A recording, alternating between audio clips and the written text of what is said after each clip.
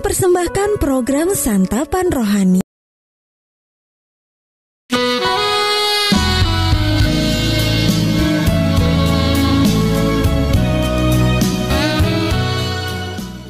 Pembacaan Alkitab hari ini terambil dari 1 Petrus pasal yang pertama ayat yang ketiga sampai dengan ayat yang ke-9. 1 Petrus pasal yang pertama ayat yang ketiga sampai dengan ayat yang ke-9. Pengharapan, iman, dan kasih.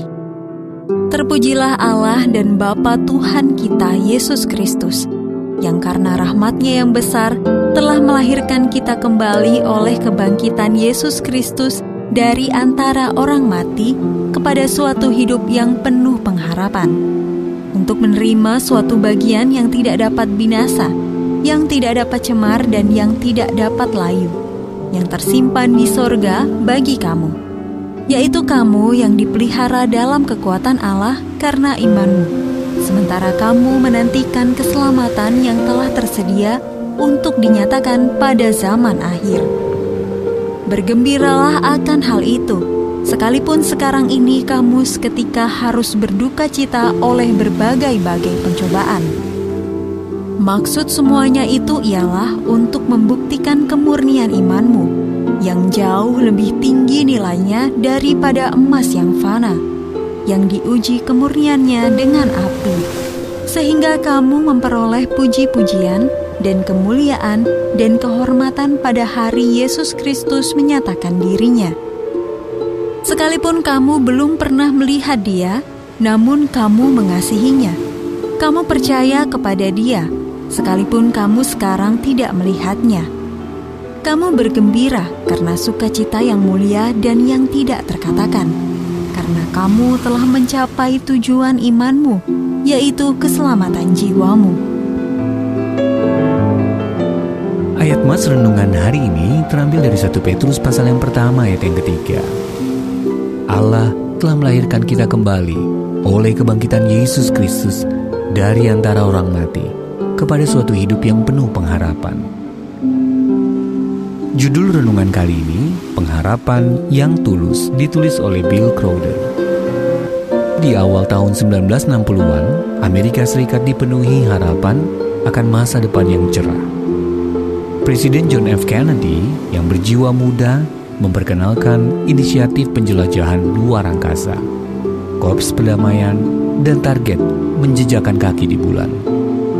Perekonomian yang berkembang pesat membuat banyak orang yakin masa depan cerah itu sudah di depan mata. Namun kemudian Perang Vietnam berkecamuk. Terjadi kerusuhan berskala nasional. Kennedy dibunuh. Dan optimisme yang sebelumnya dirasakan mulai memudar. Optimis saja ternyata tidak cukup, sehingga akhirnya tinggallah kekecewaan. Pada tahun 1967, A Theology of Hope atau Teologi Pengharapan karya teolog Jürgen Moltmann menunjukkan visi yang lebih jelas. Ini bukanlah jalan optimisme, melainkan jalan pengharapan. Keduanya tidak sama.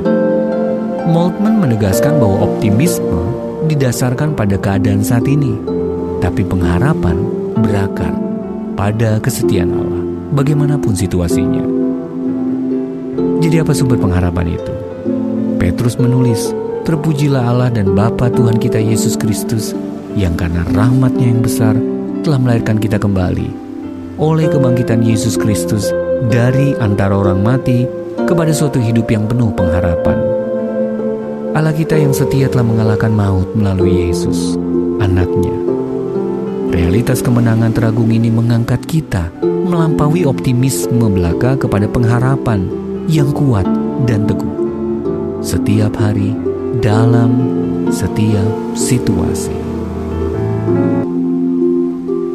Terlepas dari apakah Anda seorang yang optimis atau pesimis, situasi apa yang membuat Anda cemas? Mengapa pengharapan lebih baik daripada optimisme dan pesimisme?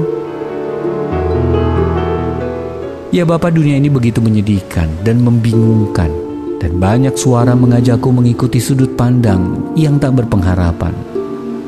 Tolonglah agar hatiku kuat berakar pada janji dan kuasa kebangkitan Yesus yang mengendalikan masa depan.